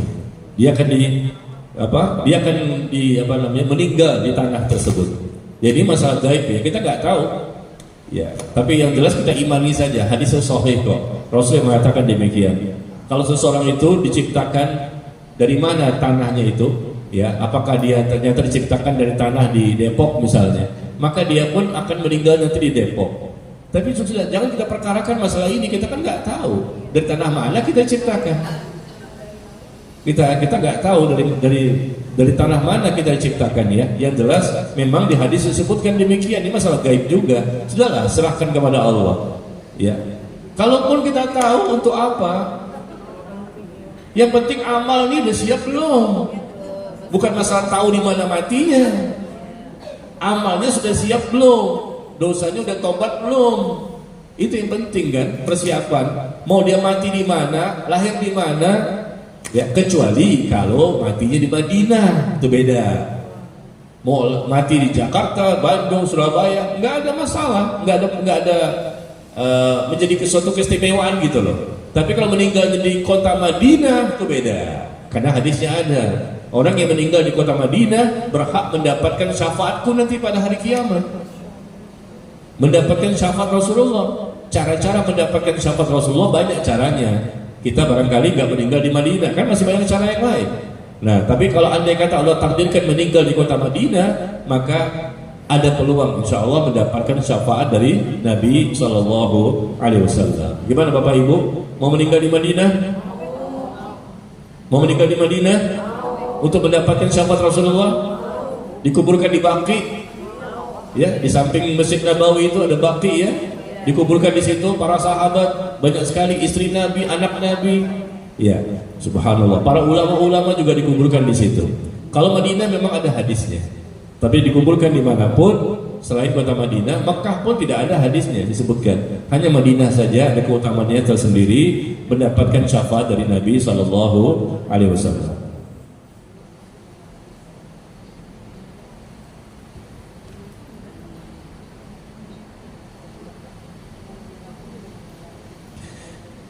Kemudian berikutnya,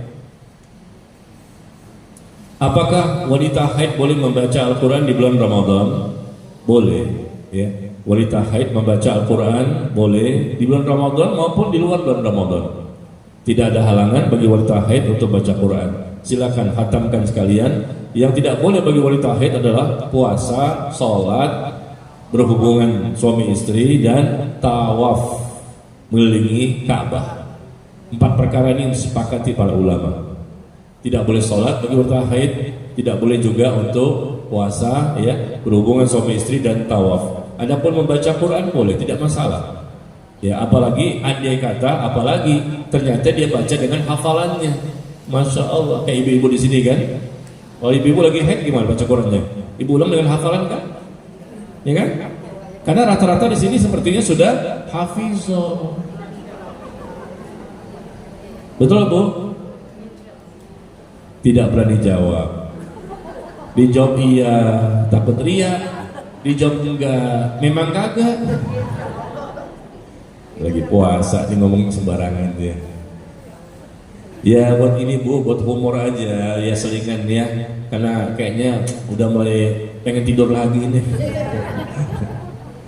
Datang ke masjid juga nyari tiang, nyari selonjoran. Ya biasa-biasalah. Capek namanya ya.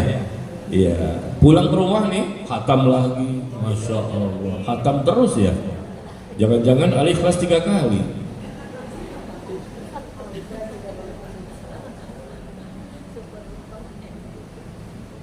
Di lingkungan saya ada masjid dan madrasah berdekatan. Masjid dan madrasah berdekatan. Apakah untuk laki-laki boleh sholat isya di madrasah karena langsung melaksanakan sholat tarawih 11 rakaat, sedangkan yang di masjid jumlahnya 23 rakaat. Oh silahkan, fleksibel ya. Kita cari yang 11 saja lah. Mungkin lebih cepat kan? 23 kan capek Bu. Dan kalau 23 juga maaf, umumnya kita lihat cepet-cepetan. Bahkan di YouTube tuh ada tuh 23 rakaat cuma 6 menit.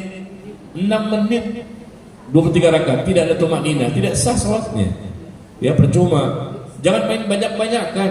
Saya lebih banyak. Bukan masalah banyak, bener nggak? Khusyuk nggak? Panjang nggak bacaan-bacaannya? Kalau 23 rakaat, kalau saya lihat umumnya di Indonesia, ujung-ujungnya apa? 3 trikul. Trikul apa? Qul Allahu ahad, al-falaq, an-nas. Paling tinggi buat Tuhan. Alam nasyrah, inna a'tainakal kautsar. Pendek-pendek semuanya. Inna anzalnahu fi lailatul qadar. Padahal salat yang terbaik itu adalah yang paling lama berdirinya. Utsman bin Affan 2 rakaat. Ya kan? 2 rakaat kalah sama kita. Tapi lihat 2 rakaatnya, selesai 30 juz. Nah, kita ngejar 11, ngejar 23, tapi bacaannya pendek-pendek semuanya.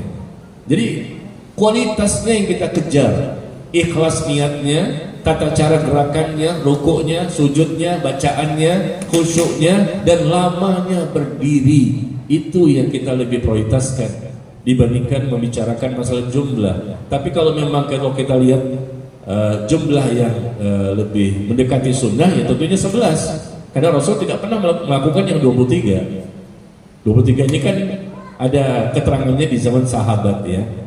Tapi yang Rasul lakukan 11 dan hadisnya sahih. Maka kita pilih yang 11. Ini lebih ringan untuk iman seperti kita. Lebih cepat selesainya juga kan. Ya, 11 rakaat berapa lama? Di masjid-masjid 11 rakaat cuma setengah jam. Setengah jam selesai, pulang ke rumah. Nanti tidur malam bangun lagi.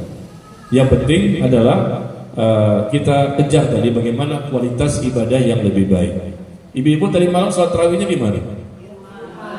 Di rumah kan? Iya. Kemudian selesai 30 juz.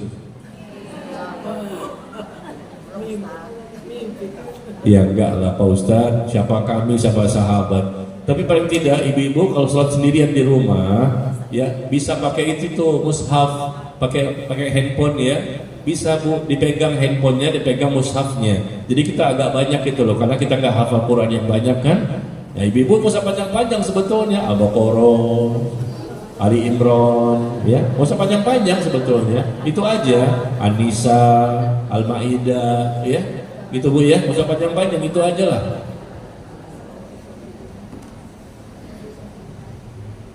Bagaimana dengan wanita yang tidak memiliki keturunan? Apakah benar di akhirat akan merasakan melahirkan dan menyusui? Benar, hadisnya ada. Dan itu saya cantumkan di buku saya. 100 kiat bagi orang tua agar anak insya Allah menjadi soleh dan soleha. Rasul menjelaskan bahwa nanti di surga apa yang diinginkan oleh penghuni surga Allah akan kabulkan. Dia tidak pernah melahirkan selama di dunia, tapi dia ingin merasakan bagaimana melahirkan ketika sudah berada di surga. Jika Allah berkehendak, apa yang tidak mungkin? Dan apalagi hadisnya pun ada. Ketika Rasul mengatakan si wanita tersebut ingin merasakan bagaimana melahirkan, karena selama di dunia tidak pernah melahirkan. Ya, dia tidak pernah menyusui, tidak pernah punya anak, mungkin dia mandul. Tapi ketika di surga nanti, jika Allah berkehendak, ya sangat gampang. Dia ingin, silakan. Yang penting dia bahagia. Apa keinginannya? Allah akan penuhi. Yang penting dia bahagia. Ya, yang penting itu kan bukan satu hal yang haram kan? Ya Allah sudah ampuni semua dosa-dosanya. Bahkan khamr, minum minuman keras aja boleh. Khamrnya tapi bukan khamr yang di dunia. Khamrnya khamr surga. Sungainya sungai madu, sungai susu. Sungainya beda, bukan sungai kayak di sini. Ya, sungainya gimana di sini? Warnanya coklat, bau tanah. Ini sungai madu, sungai susu. Di surga, khamr pun boleh juga, tapi bukan khamr yang seperti di dunia. Namanya sama, tapi hakikatnya berbeda. Ya. Bahkan pohon, batang pohon dari emas. Itu surga yang Rasul sebutkan di hadis. Batang pohon loh, bukan emas yang kita pakai perhiasan di tangan. Yang kita simpan, berapa sih, berapa gram? Ini batang pohon dari emas. Surga, namanya sama pohon, tapi hakikatnya berbeda, ya.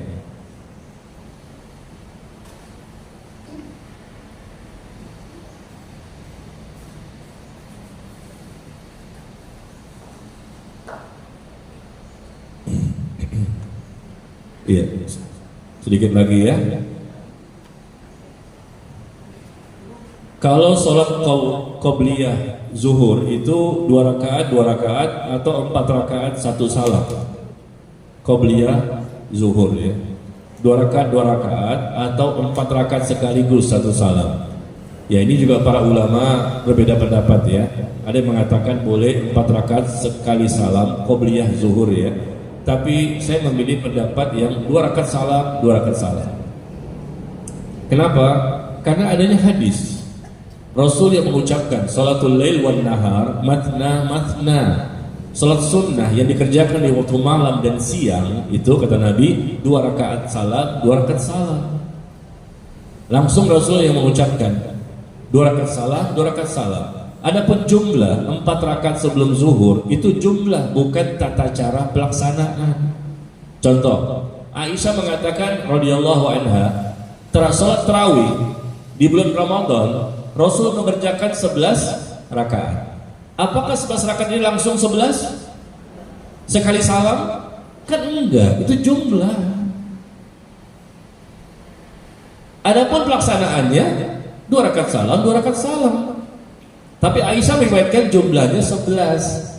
Atau di hadis yang lain, ya, sahabat lain mengatakan Rasulullah salat malam dengan jumlah 8 rakaat. Rasulullah melakukan ibadah salat malam dengan 6 rakaat. Apakah langsung? Tidak, itu menunjukkan jumlah. Jumlahnya segini, 6, kadang 8, kadang 11, kadang 13. Tapi caranya bukan sekaligus kan? Ya, caranya kita tahu kembali kepada hukum asal. 2 rakaat salam, 2 rakaat salam. Karena ada hadis tadi. Dan ini pendapat hampir seluruh para ulama dunia dari dulu sampai hari ini. Ya, bahwa salat malam itu 2 rakaat salam, 2 rakaat salam. Kapanpun dan dimanapun. Salatul lail wan nahar matna matna. Salat sunnah yang dikerjakan di waktu malam dan siang itu 2 kata Rasulullah. Ya, salat malamnya ya 2, bukan istri. Kalau istri gimana 2?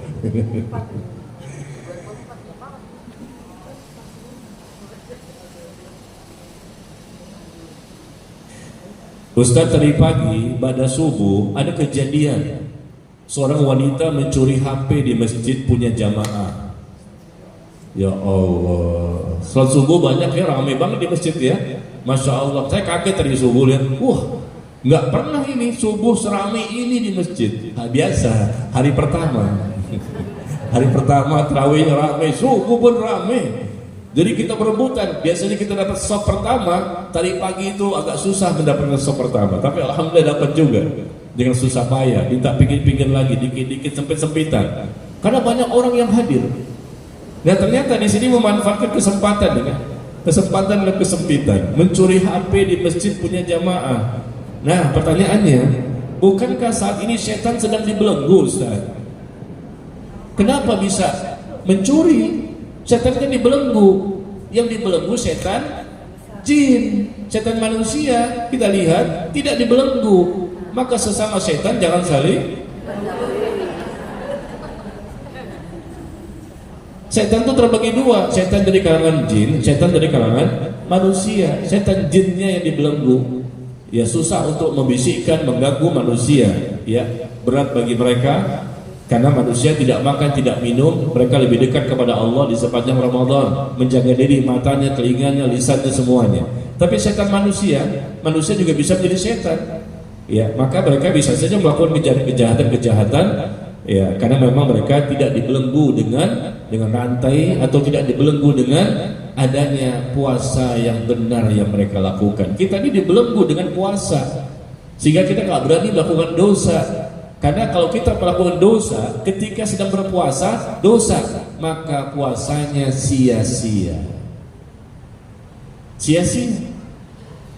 Dan Rasul mencontohkan orang yang berdusta. Apa kata Rasulullah? Allah tidak butuh dengan orang-orang yang tidak makan, tidak minum, dan tidak jima ketika sedang berpuasa.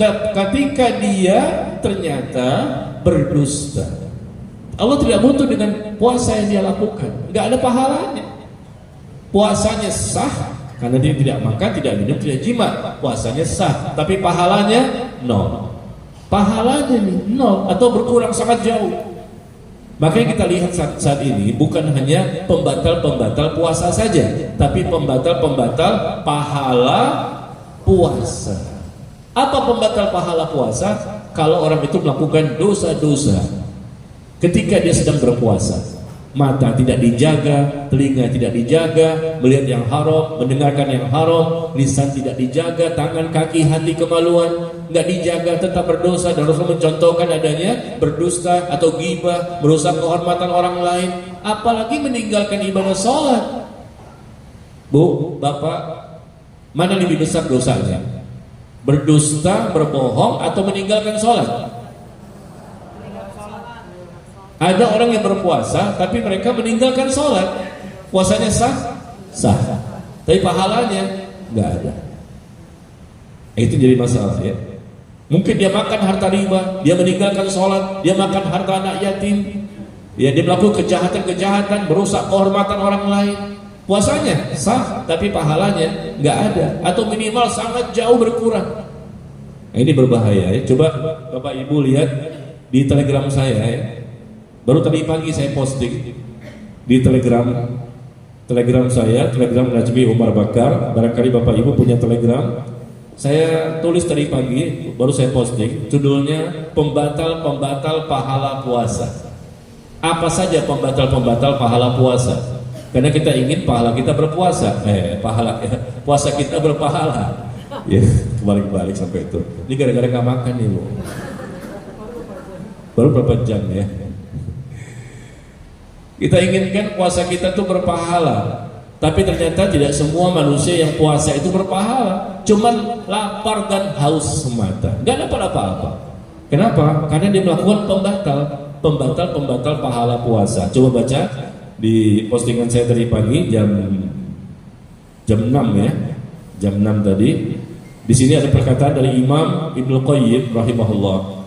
Beliau menjelaskan, orang yang benar-benar berpuasa itu adalah benar-benar berpuasa orang yang seluruh anggota tubuhnya juga berpuasa dari dosa-dosa.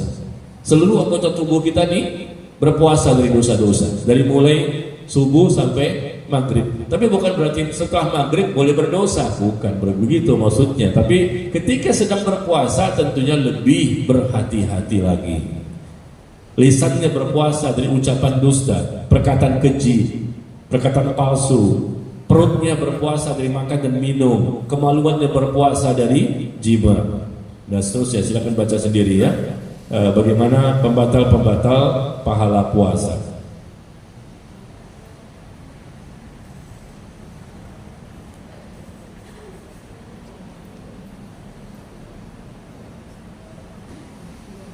Pak Ustadz, sholat tarawih apakah boleh ngikutin YouTube? Apakah sholat tarawih ngikutin YouTube? Boleh Pak Ustadz. Kok ngikutin YouTube? Di YouTube ada sholat tarawih di Masjidil Haram. Dia ngikut dari rumahnya. Imam takbir juga dia mendengarkan bacaan imam. Dia bermakmum dengan imam di Masjidil Haram. Dia tinggal di mana? Di Bulak Rantai. Tinggal di Keramat Jati. Imamnya di mana? Di Mekah sana. Kan jauh. Kocak banget nih ibu, nanya kok begini bu? Di mana sah? Jauh banget imamnya, terputus itu. Berapa negara itu, berapa lautan? Nggak bisa ya. Sholat tarawih, kita mendengarkan orang sedang sholat tarawih di YouTube bisa. Tapi kalau kita menjadi makmumnya, ya nggak bisa. Sholatnya nggak sah ya. Karena sangat jauh imamnya, terputus ya, sangat jauh. Bila bayi yang lahir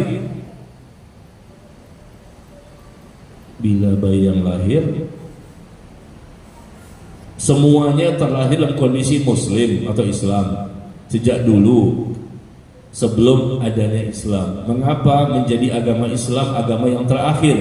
Oh begitu. Bila semua bayi itu katanya terlahir dalam kondisi beragama Islam sejak dahulu kala, mengapa menjadi agama Islam agama yang terakhir, bukan agama yang pertama atau agama paling utama ya dari agama-agama terdahulu? Nah, begini saya kasih penjelasan ya, bahwa Allah mensyariatkan dan menetapkan bahwa seluruh nabi-nabi yang Allah utus dan rasul-rasul semua agamanya Islam. Islam itu bukan agama yang terakhir, cuma dibawa oleh nabi yang terakhir, bukan agama yang terakhir. Semua nabi dari Nabi Adam sampai nabi yang terakhir, rasul yang pertama Nabi Nuh sampai rasul yang terakhir Nabi Muhammad SAW mengajarkan kepada umatnya tentang satu Tuhan, yaitu Allah, satu agama namanya Islam. Semuanya agamanya Islam. Cuman dalam prakteknya berganti generasi manusia ternyata ada yang sesat dan masih ada yang mendapatkan petunjuk. Lalu ketika mereka berpecah belah menjadi beberapa pecahan, lalu mereka buat sendiri agamanya. Agama selain Islam itu buatan manusia. Hanya satu-satunya agama yang berasal dari Allah yaitu Islam. Inna dina indallahil Islam. Barang siapa yang mencari agama selain dari agama Islam, nggak diterima agama tersebut nanti di akhirat, dan dia termasuk orang yang merugi, kata Allah. Agama yang di sisi Allah hanyalah Islam. Barang siapa mencari yang lain, merugi dia. Pasti di akhirat merugi. Dia akan mendapatkan hukuman dan siksaan. Semua nabi agamanya Islam. Al-anbiya ikhwatun li'allatin ummahatuhum syatta wa dinuhum wahid. Kata Nabi bahwa para nabi itu bersaudara. Asalnya nabi itu umumnya mereka berasal dari keturunan Nabi Ibrahim, punya anak Nabi Ishak, Nabi Ismail. Nabi Ismail, ya ini keturunan terus sampai ke Rasulullah, Nabi yang terakhir. Nabi Ishak, nanti ada lagi nabinya Nabi Yakub, nanti lagi Nabi Yusuf, terus semuanya sampai terakhir Nabi Isa. Para nabi itu bersaudara sebetulnya. Kebanyakan nabi itu berasal dari anak cucunya Nabi Ibrahim. Dan kata Rasul, wadinuhum syatta, wadinuhum wahid, dan agama mereka satu. Sekarang kita lihat ayatnya terakhir ya. Coba lihat ayatnya, menunjukkan bahwa Islam satu-satunya agama sejak dahulu. Makanya semua bayi yang lahir itu Islam semua. Jadi Islam bukan agama terakhir, agama sejak dahulu sampai hari kiamat nanti. Satu-satunya agama hanyalah Islam. Cuman kemudian manusia ada yang sesat, ada yang mengikuti hawa nafsu, dan mereka buat agama sendiri. Setan pun bermain. Coba lihat surah Al-Mu'minun surah ke-23 ayat 51, 52, 53. Coba kita baca surah Al-Mu'minun surah ke-23 ayat ke-51 sampai 53. Di situ kita bisa lihat informasi dari Allah langsung bahwa Islam itu adalah agama dari seluruh nabi dan rasul, agama yang satu. Yuk kita baca ya. Dari ayat 51-nya. Al-Mu'minun ayat 51. Allah berfirman, ya ayyuhar rusul kulu minat thayyibat wa'malu salihan inni bima ta'maluna alim. Allah berfirman, wahai para rasul. Allah menginformasikan informasi yang terjadi di zaman dahulu. Allah berfirman kepada semua para rasul, wahai para rasul, makanlah dari makanan yang baik-baik dan kerjakanlah kebaikan. Sungguhnya Allah mengetahui apa yang kamu kerjakan. Wa inna hadhihi ummatukum ummatan wahidah wa ana rabbukum fattaqun. Dan sungguh agama tauhid ini adalah agama kamu semuanya, agama yang satu. Bukanlah agama Islam dibawa oleh nabi yang terakhir saja, tapi nabi yang terakhir membawa agama yang sempurna untuk umatnya. Jangan sampai umatnya nanti mencari agama yang lain. Nah, di sini Allah katakan ketika Allah menyeru para rasul, wahai rasul semuanya, sungguh agama tauhid inilah agama kalian, agama yang satu. Dan aku adalah Tuhanmu, maka bertakwalah kepadaku. Dari mulai Nabi Adam, Nabi Adam bukan rasul ya. Nabi Adam nabi, tapi rasul yang pertama rasul adalah Nabi Nuh. Nabi Nuh itu adalah rasul yang pertama. Disebutkan rasul di hadis begitu demikian. Di hadis rasul yang menyebutkan ya bahwa Nabi Nuh rasul yang pertama. Nah, 53-nya yang terakhir. Al-Mu'minun ayat ke-53, fataqatta'u amrahum bainahum zubura kullu hizbin bima ladaihim farihun. Kemudian mereka terpecah belah dalam urusan agamanya menjadi beberapa golongan. Awalnya satu agama, semua Nabi dan Rasul mengajarkan Islam, bertauhid, sembahlah Allah, jangan mempersekutukan Allah. Kemudian mereka berpecah belah dalam urusan agama mereka menjadi beberapa golongan, dan setiap golongan merasa bangga-bangga dengan apa yang ada pada diri mereka. Yang awalnya bertauhid, akhirnya berpecah. Ada yang melakukan kekufuran, melakukan kesyirikan, melakukan ini, ada yang mengambil Tuhan-Tuhan yang lain selain Allah. Tidak lagi mereka kembali beragama Islam, dan tidak lagi mereka menyembah Allah semata. Nah, ternyata di sini informasinya, fataqatta'u amrahum bainahum zubura. Kemudian setelah itu ternyata terpecah belah mereka dalam apa? Urusan agamanya terpecah belah. Ya, tidak sesuai lagi dengan apa yang diajarkan oleh Nabi dan Rasul di zaman mereka. Mereka buat-buat sendiri agama itu dengan keyakinan sendiri, dengan kesepakatan di antara mereka. Apa nama agama kita? Kita buat agamanya ini. Mau bukti? Buddha itu manusia, dan beliau tidak pernah mengatakan saya Tuhan. Nabi Isa itu manusia, dan Nabi Isa pun tidak pernah mengatakan saya Tuhan. Tapi dia diangkat oleh manusia sebagai Tuhan. Dan Buddha pun tidak pernah mengatakan bahwa agama kita adalah agama Buddha sesuai dengan namanya dia. Namanya dia, nama Tuhan itu Buddha, lalu agamanya pun dengan nama agama Buddha. Mana buktinya? Nabi Isa mengatakan saya Tuhan, nggak ada. Nabi Isa mengatakan bahwa agama kita Kristen, agama kita Protestan, nggak ada. Nah ini kok kita mau bicara jujur dalam kitab-kitab yang mereka tulis ya, apakah Injil, Taurat, apun Buddha, barangkali Hindu juga nggak ada. Itu dibuat-buat, nama agamanya tidak ada, tapi dibuat-buat oleh manusia. Nabi-nabi yang pernah datang kepada mereka mengajarkan Islam. Di zaman nabinya mungkin ada yang beriman, ada yang baik, tapi berganti generasi, ganti lagi generasi, akhirnya semakin jauh dari nabi-nabi dan rasul itu banyak manusia yang tidak mau mengikuti nama agamanya, atau tidak mau mengikuti syariatnya, atau tidak mau mengikuti akidahnya yang benar, bertauhid.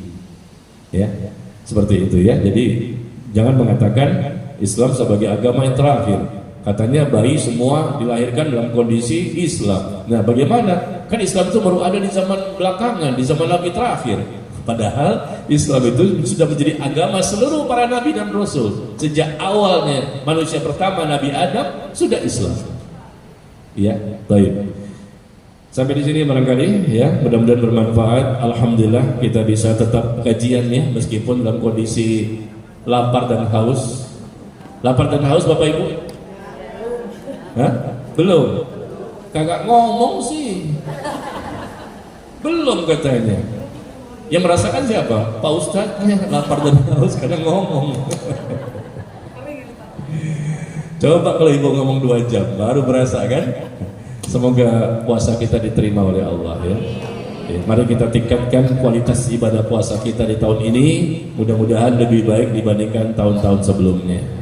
Ya, semua ibadah kita mudah-mudahan lebih baik, lebih banyak, lebih berkualitas, dan diterima oleh Allah, dan menjadikan kita mampu menjadi orang yang bertakwa.